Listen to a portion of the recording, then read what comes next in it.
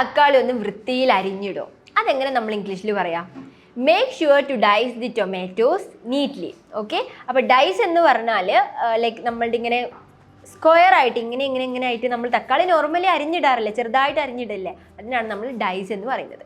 ഇനി നമ്മൾ എന്തെങ്കിലും ഒരു കാര്യം കുക്ക് ചെയ്യുന്ന സമയത്ത് ആദ്യം തന്നെ ചെയ്യുന്ന ഒരു പ്രൊസീജിയറാണ് കടുക് പൊട്ടിക്കുക എന്നുള്ളത്. ഓക്കെ, അതിന് ശേഷമായിരിക്കും ബാക്കിയുള്ള ഇൻഗ്രീഡിയൻസ് എല്ലാം നമ്മൾ ആഡ് ചെയ്യുക. സോ ബാക്കിയുള്ള ഇൻഗ്രീഡിയൻസ് ആഡ് ചെയ്യണമെങ്കിൽ കടുക് പൊട്ടണം. സോ നമ്മൾ പറയുകയാണ് അതുവരെ കടുക് പൊട്ടുന്നത് വരെ വെയിറ്റ് ചെയ്യാനാണ് പറയുന്നത്. സോ അതെങ്ങനെ നമ്മൾ ഇംഗ്ലീഷിൽ പറയും?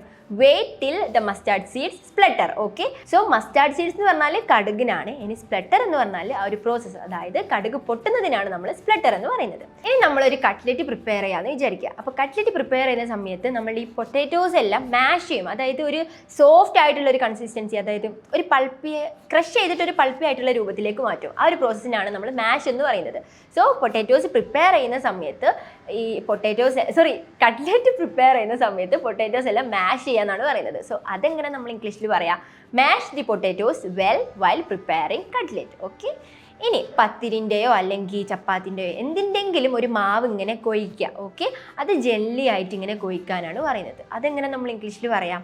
Okay, knead the dough gently. Okay, knead എന്ന് പറഞ്ഞാൽ ആ ഒരു കൊഴിക്കുന്ന ആ ഒരു പ്രോസസ്സിനാണ് നമ്മൾ നീഡ് എന്ന് പറയാം. ഇനി ഡോ, അതായത് DOUGH, അത് ഡഫ് എന്ന് വായിക്കരുത്, പലരും മിസ്പ്രൊനൗൺസ് ചെയ്യാറുണ്ട്. ഡോ എന്ന് പറഞ്ഞാൽ മാവിനാണ് പറയുന്നത്. ഓക്കെ, ഇനി നമ്മളൊരു കേക്കോ അല്ലെങ്കിൽ ഓംലേറ്റോ ഒക്കെ പ്രിപ്പയർ ചെയ്യുന്ന സമയത്ത് എഗ്ഗ് നമ്മൾ ഒരുപാട് ടൈം ബീറ്റ് ചെയ്യും അല്ലേ. എന്നിട്ട് ഒരുപാട് ടൈം നമ്മൾ ബീറ്റ് ചെയ്താൽ അതൊരു തിക്കായിട്ടുള്ള ഒരു സ്റ്റിഫായിട്ടുള്ള കൺസിസ്റ്റൻസിയിലേക്ക് മാറും. സോ നമ്മൾ പറയുകയാണ് ഈ ഒരു സ്റ്റിഫായിട്ടുള്ള കൺസിസ്റ്റൻസി ആവുന്നത് വരെ ബീറ്റ് ചെയ്യാനാണ് പറയുന്നത്.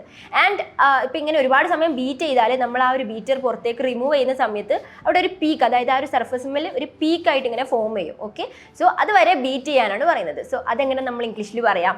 Whisk the egg till the stiff peaks form. Okay, whisk എന്ന് പറഞ്ഞാൽ ഇങ്ങനെ ഇളക്കുക, അതിനാണ് നമ്മൾ ഇംഗ്ലീഷിൽ വിസ്ക് എന്ന് പറയുന്നത്. ഓക്കെ, സോ അത്രയൊക്കെയാണ് ഉള്ളത്. അപ്പോൾ ഇതിപ്പോൾ നമ്മൾ ഡിസ്കസ് ചെയ്തിട്ടുള്ളതെല്ലാം നമ്മൾ കിച്ചണിൽ അല്ലെങ്കിൽ എന്തെങ്കിലും കുക്ക് ചെയ്യുന്ന സമയത്തൊക്കെ യൂസ് ചെയ്യുന്ന കുറച്ച് ഡയലോഗ്സ് ആണ്. So I hope this video was useful. Thank you for watching. And നമ്മുടെ കോഴ്സിനെ കുറിച്ച് കൂടുതൽ ഡീറ്റെയിൽസ് അറിയാൻ താഴെ ഡിസ്ക്രിപ്ഷനിൽ ലിങ്ക് ഉണ്ട്, അതിൽ ക്ലിക്ക് ചെയ്യുക ആൻഡ് ജോയിൻ ചെയ്യുക. ബൈ.